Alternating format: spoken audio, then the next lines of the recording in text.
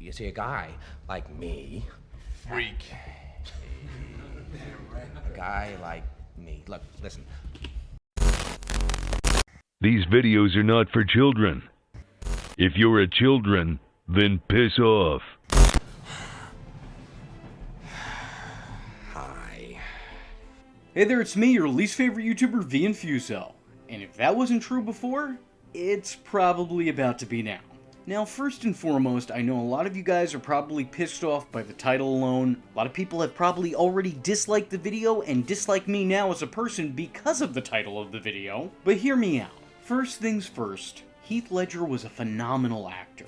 And that's putting it lightly. Even had he never taken up the role of the Joker in The Dark Knight, he'd still be remembered for at least 2 handfuls of other noteworthy performances. Hell, James Dean was immortalized in Hollywood history after only being in 3 films. So trust me when I say, Heath Ledger's star was always gonna shine past his time. But despite having a career that spanned over a decade and a half, and having memorable roles in movies like 10 Things I Hate About You, The Patriot, Lords of Dogtown, A Knight's Tale, The Brothers Grimm, Brokeback Mountain, list goes on, he will probably best be remembered for his role in The Dark Knight. And rightfully so. This was an incredible performance that saw Ledger completely sink into the role. At some point, Heath Ledger stopped and the Joker began. It's almost like he put himself on pause so the Joker could play out, subjecting himself to torture in a valiant effort of method acting. He locked himself up in a hotel room, isolated from everyone else, in order to get into the head of a madman. He spent that time experimenting with different voices, different laughs, different mannerisms, all in order to create his own unique take on this comic book villain. He even spent some time reading some of the comics that inspired the script. It was definitely an extreme approach, but you can't dispute the end result. The Joker was so prominently perfect in this film that he's seen as not only the highlight of this movie, but in the entire trilogy of movies. And those in marketing knew that too. Because The Dark Knight wasn't being promoted as being a Batman movie, it was basically advertised as being the Joker movie before the Joker ever had his own movie. The man was so deep inside this character that it becomes hard to find him when you're watching the movie. Heath Ledger no longer acted like, sounded like, or even looked like the same person anymore. Never once in this film did I ever feel like this was a man playing a part. It felt far too natural to be anything but a face-painted psychopath. It felt raw, intense, and most importantly, real. Even 14 years later, when reviewing this movie, it's still captivating and breathtaking. I truly can't do this performance justice with my words. I wish I had the ability to articulate just how amazing this is. The guy deserves every accolade and acknowledgement he's gotten for this performance, and then some. Seriously, I could sit here and go on and on singing this man's praises and holding his characterization up on the pedestal that it belongs to be on. And I will probably do so at a later date. But as of right now, let's piss a couple people off by highlighting all that was done wrong with this character. Don't get it twisted, this isn't a roast. This isn't me pissing on the grave of a brilliant actor who gave a once-in-a-lifetime performance. Because at the end of the day, not only did I really appreciate the time, energy, and endless effort that went into him bringing this character to life, but I also truly enjoy his take on the character as well. This video isn't to say that Heath Ledger was bad by any means. It's just to say that this wasn't the picture-perfect, plucked straight from a comic book panel character that a lot of people seem to insist that it is. And I want to go on record saying that most of my problems with the character doesn't actually stem from Heath Ledger's performance, but instead Christopher Nolan's direction. Now, there are a lot of things the movie gets right about the character.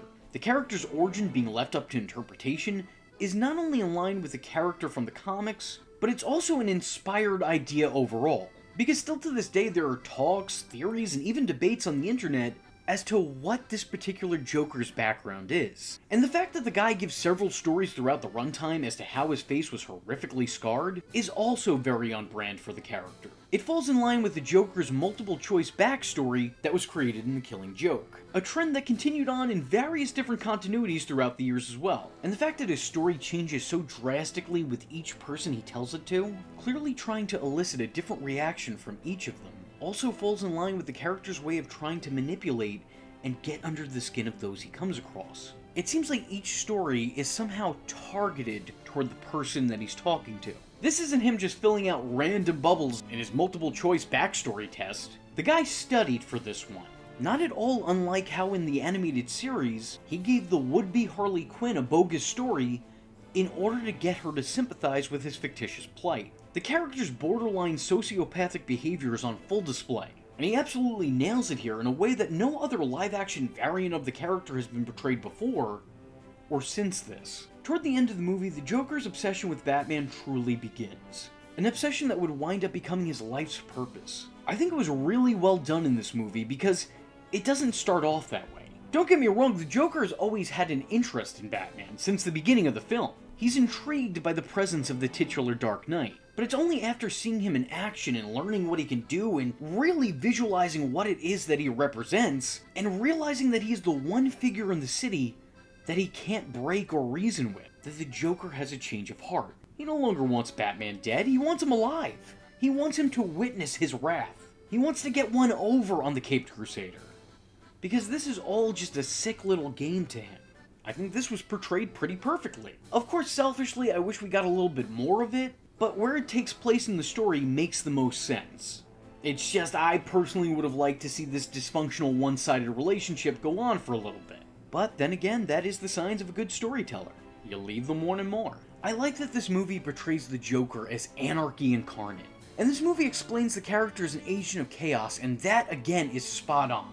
But where this movie fails is Christopher Nolan's need to explain every intricate detail to his audience in long, drawn-out, self-relating speeches. Now don't get me wrong, the speeches in this movie, while extremely long-winded and very pretentious, are actually still good and well-written. There's just a little bit too much of them for my taste. I personally believe that when you have too many of these cinematic speeches, you rob your movie of authenticity, whereas one or two really sell and solidify the purpose of said speech. Big moments mean less when they happen more often. Human beings don't typically speak to each other like this, and not everybody is a master at articulating their thoughts, nor do they always have something truly profound to say.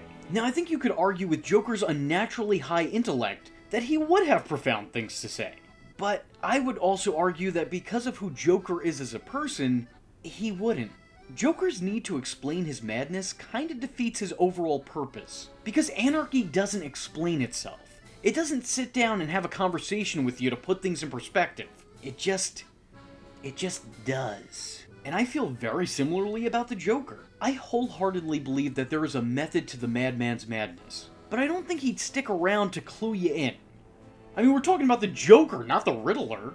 He doesn't have this need to be validated by all those he comes across. The guy doesn't need his genius to be known. He needs it to be felt. He doesn't explicitly need to be acknowledged or credited for his latest villainous endeavor. Because he's the Joker, not Christopher Nolan. Now, while I'm not fond of Nolan's need to beat his audience over the head with the significance of each passing moment, and what it is those moments are supposed to represent, I'm even less of a fan that these explanations come from the Joker himself.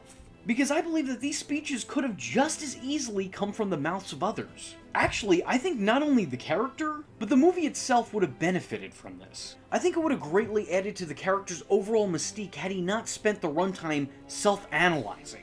Allow this character's synopsis to come out of the mouths of those he comes in contact with. There would have been a much grander sense of mystery, and that mystery would have better embodied the unpredictability of the Joker. It's amazing the difference a line could make when it's coming from another.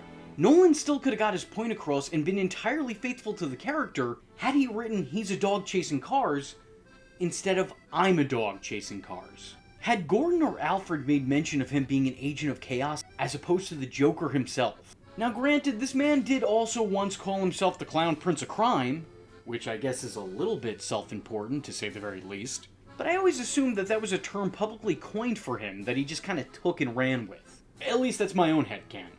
Muddling the message even more is the fact that throughout the runtime, Joker leaves hints and clues as to who he's targeting next, which also feels very out of character.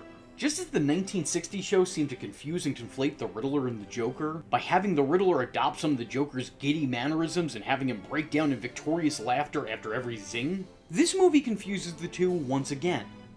This time having the Joker act out Riddler-like schemes, intentionally giving clues as to what his next plot is, informing Batman, the viewers, and the Gotham Police Department what his next plan is. Like having his goons in Gotham PD gear wear name tags giving away who they're targeting, or by leaving his calling card at the scene of a crime with the fingerprints of who he's targeting. These are just some examples. Again, this works for Edward Nygma, not Joe Kerr. or whatever the hell his actual name is, Arthur Fleck, I don't know. Like, had this been the Riddler, this would have been spot on, this would have been great, this would have been perfect. But it does feel a little bit off for the Joker to do. I mean, my man is out here committing murder, but his worst crime has been blatant gimmick theft. It doesn't do the character a world of favors in terms of being a proper depiction. His conversation with Dent, while meant to do what it inevitably does, bring the man to the dark side of the coin, does feel a little bit lacking. First off, the thought that Harvey would immediately side with him and not take his revenge without the expressed emphasis put on his dual personality and his need to live by the flip of a coin is a little bit goofy. And the entire sentence that I just said was also a little bit goofy. But hear me out. Secondly, Joker's whole speech on schemers, no matter how he portrays himself in this scenario, is still very obviously a schemer. He's made plenty of plans, and this is a part of them, so his words ring rather insincere. I know that this is more than likely another one of his fictional tales, but my problem is that throughout this story, he's literally proving that he's part of, if not the catalyst for the problem he's claiming to be the solution for. Like, my guy, you are the biggest schemer. And the fact that Harvey Dent, who is supposed to be highly intelligent, doesn't recognize this, makes it seem like some of his brain was also scorched off in the fire too. Ultimately, the overall movie doesn't suffer greatly from this. At the end of the day, The Dark Knight is still one of the greatest, not just Batman movies, but comic book films ever made. And Heath Ledger played one of the greatest villains in not just comic book movie history, but in all of cinema. Unfortunately though, because of this film, I do think for a very long time, the general public was very misinformed on this character. It made a lot of first-time Batman watchers believe the Joker is meant to be this cunning individual who makes grandiose monologues about anarchy and freedom, who has a need to let everyone know why he's doing what he's doing. I think it confused a lot of casual viewers as to what the Joker's initial purpose was. I mean, case in point, I actually have a personal story on the subject. I'm gonna be honest with you, Heath Ledger isn't my Joker. He is not my preference for the character, and I kinda resented the fact that this became everybody's primary example for what the character was and how they should be. But even in saying that, I never resented the performance itself or this version of the character, because truthfully speaking, I love it. I think it's an otherworldly, fantastic version of the character, but I just don't see it being the definitive version of the character. And if you like this video and would be up for maybe seeing a follow-up about the Dark Knight's Two-Face, or hell, even Batman himself, let me know in the comment section below by leaving a comment saying, Why so serious? With all that being said, I was your least favorite YouTuber, Infuso. I thank you for watching, and I hope to see you in the next one. I am vengeance. I am the night, and that was Infuso. Just remember, if you're not tuning in, then you're missing out. So, if you like the words that came out of his mouth hole, and you too would like to become a V-generate, don't forget to like and subscribe. Thanks for watching, nerds! And if you're not joining the fun, you're in for one bad day. And you know what they say about having one bad day?